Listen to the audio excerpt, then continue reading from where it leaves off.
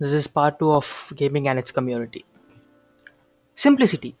Yes, making a game simple to play is really hard.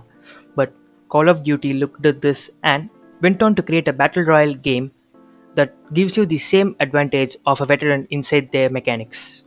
Let's talk about MMO games. Man, they are wild. World of Warcraft made an MMO adventure game and quest type game that evolved with Diablo and other games like Path of Exile. Every time it is that, a game creates something and add others to it to make it worse or better. Team Fortress 2 introduced the multiplayer team-based shooter to a wider audience and mastered the art of character design and rich gameplay, but then thrown into the support stage by Valve, yet still refused to die, and yes, it still has a community. Then came later attempts to capture its magic. Few came close, like Overwatch, but as much it had for character development, the gameplay is somewhat a hit or miss, boring for few and great for others. Then the formula changed by Paladins, introducing the card systems to mimic the unlocks of TF2. But if it works for you, it works. Now let's talk about the game companies. Gaming has changed a lot over the 3 decades. From the square pixelated gun to ripping a demon's head with a chainsaw while beautiful and colorful ammo escapes out. From playing the ocarina using the N64, which won the Game of the Year and stands at the top of Metacritic, to climbing a mountain and then flying across the map using a paraglider on the Nintendo Switch, which won the Game of the Year and countless awards, but not all development had been great. From a company making beloved games like Mass Effect Trilogy to whatever the shit this is.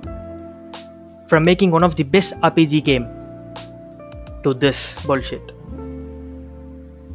This shows what is happening within a game company and the understanding of the player base. Understanding how a game company works is difficult because every game company works in a different manner. They all have different game developing cycles.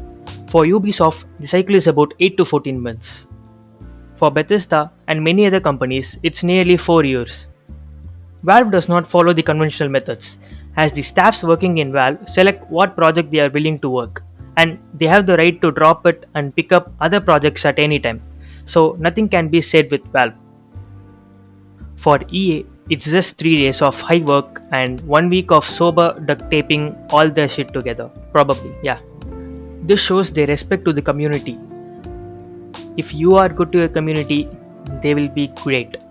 But if you're not, they will be worse. Pumping game after game many times is half baked. A very long discussion state rather than working on it.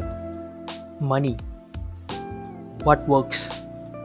Understanding the player's base and giving them what they need, which in turn gives you profit. Knowing that community has a satisfaction level of a 3-year-old and just focusing on the game and polishing it to the maximum. Again, money. With this, I end my opinion on the gaming community and gaming companies which creates them.